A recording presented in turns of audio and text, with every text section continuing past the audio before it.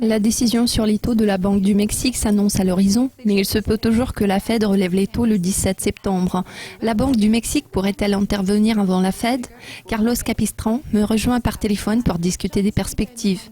Carlos, même si le rythme de croissance économique a ralenti au Mexique, la performance en termes d'IDE a été plus stable que dans certains autres pays, par exemple le Brésil. Les analystes affirment que c'est la fabrication qui distingue le Mexique parmi les autres pays d'Amérique latine. Nous avons déjà appris le PMI du pays. Êtes-vous optimiste par rapport à l'avenir?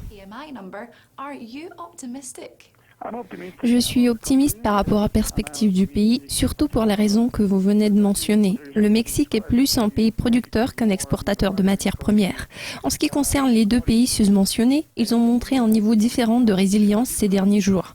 Certains pays producteurs ont montré une meilleure performance en termes de fabrication que sur le plan des exportations de produits de base.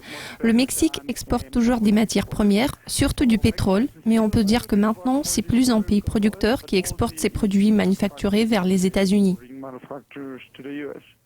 Le pays a été exposé à la faiblesse des marchés pétroliers internationaux, mais en raison des réformes qui ont permis au Mexique d'ouvrir son marché du pétrole pour la première fois en 77 ans, la situation a quelque peu changé. À votre avis, est-ce un fardeau ou un avantage pour l'économie? Le Mexique a une relation très complexe avec le pétrole.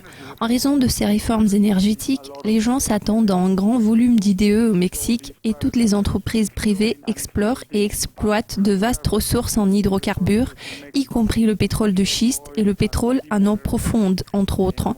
Bien sûr, quand les prix du pétrole reculent, il devient plus difficile pour les entreprises d'investir dans ces ressources. Les anticipations concernant les IDE au Mexique ne sont plus les mêmes qu'avant.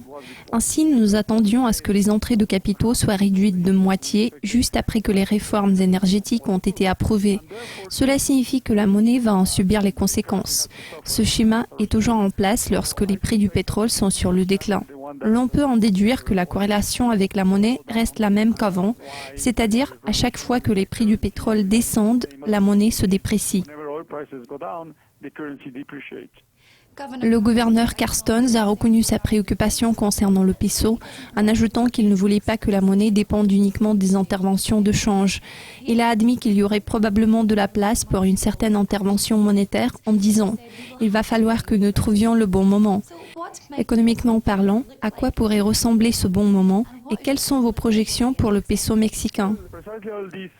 La situation courante du pétrole et le fait que le Mexique est un marché émergent rend la tâche de la Banque centrale du pays très difficile en ce moment. Si vous me demandez quel est le bon moment pour intervenir, je répondrai qu'il faut attendre quelques mois jusqu'à ce que l'économie se redresse et puis lancer le cycle de resserrement après que la Fed aura commencé à relever les taux.